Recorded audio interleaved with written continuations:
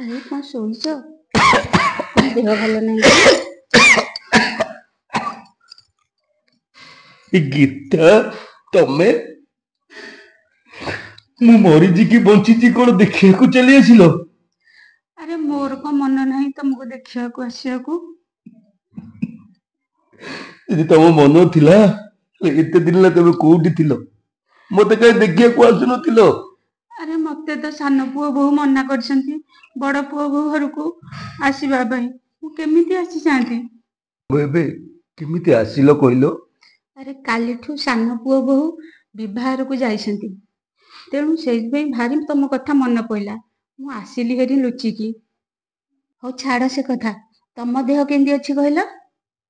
ମୋ ଦେହ, ମତେ 4 ଦିନ ହେଲା ଜର। ପୁଅ ବୋହୁ ଘରେ ନାହାନ୍ତି। ମେଡିସିନଟେ ଆଣିବା ପାଇଁ ପାଖରେ ସମୟ ନାହିଁ। ମୁଁ ଏଇ ଖଟଟାରେ ଦିନ ରାତି ଜରରେ କମ୍ପିକି ପଡିଛି। ମୋ କଥା ବା କିଏ ବୁଝୁଛି? ତମେ କେମିତି ଅଛ କହିଲ? ମୋ କଥା ନ କହିଲେ ଭଲ। ପୁଅ ସକାଳୁ ଯାଉଛି ଯେ ଅଫିସ କି ଆସିଲା ଆସିକୁ ରାତି ହଉଛି। ବୋହୁ ସେ ରାନ୍ଧିଲେ ରାନ୍ଧୁଛି ନହେଲେ ନାହିଁ। ଦିନ ରାତି ଖାଲି ଟିଭି ମୋବାଇଲରେ ତା ସମୟ ଯାଉଛି।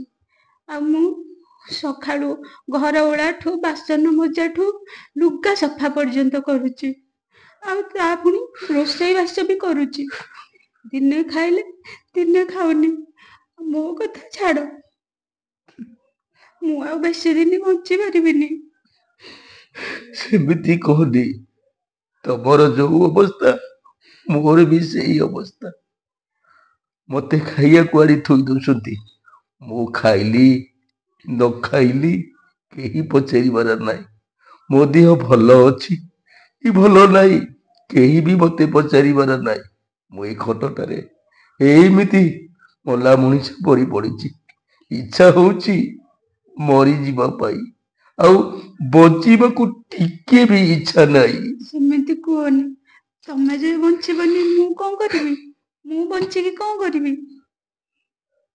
ଗୋଟେ କାମ କରିବା। କଣ କରିବା? ଚାଲ ଆମେ ଏ ଘର ଛାଡିକି ପଳେଇବା। କୋଉଠିକି? ସେ ଜଗନ୍ନାଥ ପାଖକୁ ପଳେଇବା। ସିଏ ପରା କାହାର ପେଟ ଅପୋଷା ରଖନ୍ତିନି। ସେ ପୁରା ମନୁଆ ଠାକୁର।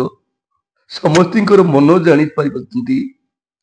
ଆମେ ପଛେ ଭିକ ମାଗିକି ଚଳିବା, କିନ୍ତୁ ଆଉ ଏଇଠି ରହିବାନି। ଯିଏ ଜଗତକୁ ଚଳଉଛି ସିଏ କଣ ଆମ ଦି ଜଣଙ୍କୁ ଚଳେଇ ପାରିବନି? ଯିଏ ସମସ୍ତଙ୍କର ମନ ଜାଣି ପାରୁଛି ସେ କଣ ଆମ ଦି ଜଣଙ୍କ ମନ ଜାଣି ପାରିବନି? ଚାଲ ଗୋଟେ କାମ କରିବା।